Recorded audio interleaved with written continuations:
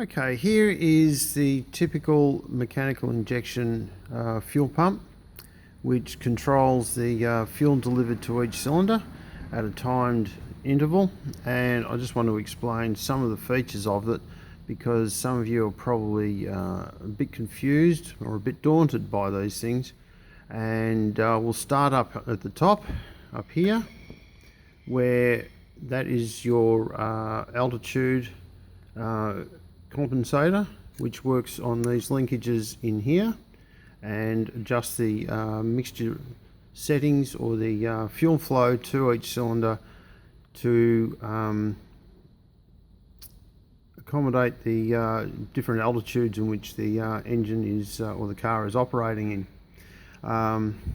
So also in here we have the enrichment for the choke, which is controlled by this shim pack, which goes into the thermostat housing up here, and that's a thermatic shim pack which expands and contracts, which as it happens is richening and leading off the mixture to suit.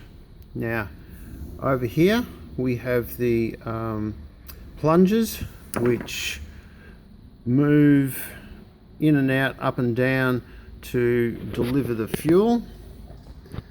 So you can see that quite clearly now, where it's all moving. And you can also see the main rack inside there moving, which is the main and most common adjustment for any of these pumps. Also, what happens when the engine is running is this shaft turns, which is timed to the camshaft, and as you can see, each of those plungers goes up and down to suit, and that builds the fuel pressure from a delivered 1 bar or 14.7 pounds to 150 pounds as it's delivered to the cylinder. So that controls not only the fuel delivery but also the spray pattern coming out of the injector, which the injector also has quite a considerable control over due to its design. So we come in here now and we have the governor, and each of these screws that controls a different part or a different rev range. As the engine is progressing up through the revs, these screws control from idle at around 1,000 revs to just on 2,000 revs, where the progression is taken over by the main rack, which is adjusted here. And that, as I said before, is the main adjustment for most people in there.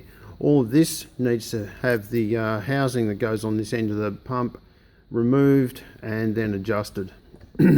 Now this lever here, or this adjustment here, is actually for the that's what works on there. So that one controls the relationship between the external lever, which is controlled by the cross shaft between the throttle bodies, and the main rack. So that has quite a huge bearing on the way the car runs and how it all behaves. So we can spin the pump around now, and you can see the other side of it is a mirror image as far as the plungers go.